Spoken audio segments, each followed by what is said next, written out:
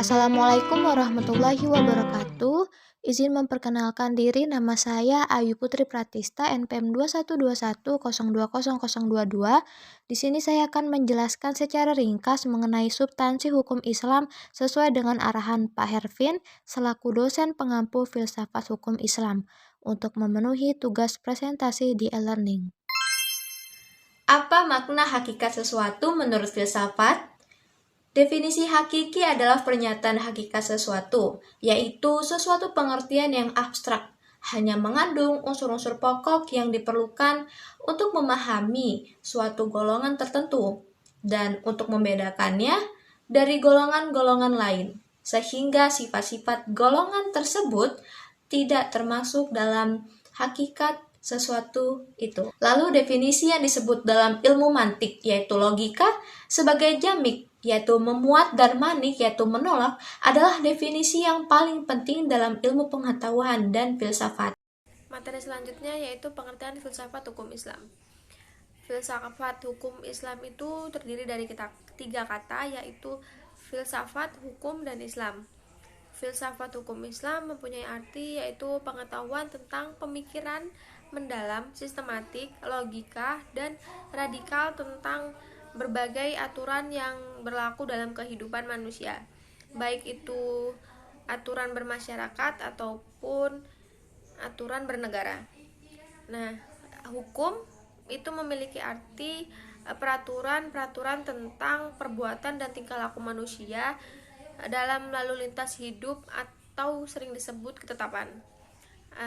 Adapun pengertian hukum Islam adalah kajian filosofi tentang hakikat hukum Islam, sumber asal muasal hukum Islam, dan prinsip penetapannya.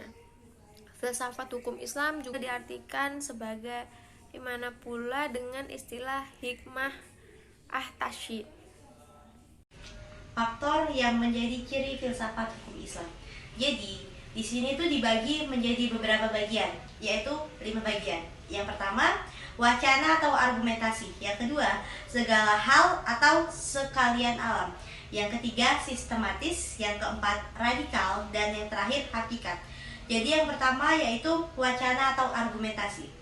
Menandakan bahwa filsafat itu memiliki kegiatan berupa pembicaraan, yang dimana mengandalkan pada pemikiran, rasio, serta tanpa adanya verifikasi dari uji empiris, atau bisa dikatakan yaitu perbincangan dengan menuntut.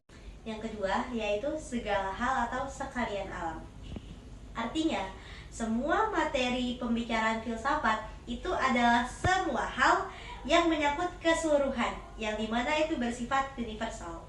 Kenapa dikatakan demikian? Karena tidak ada yang tidak tersentuh oleh pembicaraan filsafat tersebut.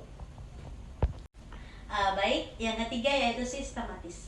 Artinya, perbincangan mengenai segala sesuatu yang dilakukan itu secara teratur, atau bisa dikatakan itu mengikuti sistem yang berlaku sehingga tahapan-tahapannya itu mudah untuk diikuti. Dan yang keempat yaitu adalah radikal. Artinya sampai ke akar-akarnya, atau bisa dikatakan bahwa sampai pada konsekuensinya yang terakhir.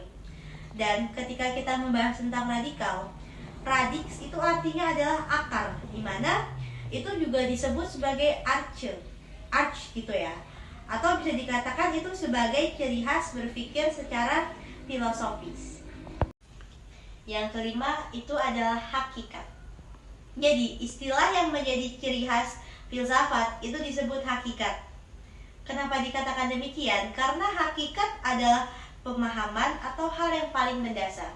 Jadi filsafat itu tidak bicara tentang wujud atau materi saja. Jadi sebagaimana ilmu pengetahuan, tetapi itu juga berbicara terkait tentang makna yang hakikat terdapat belakangnya.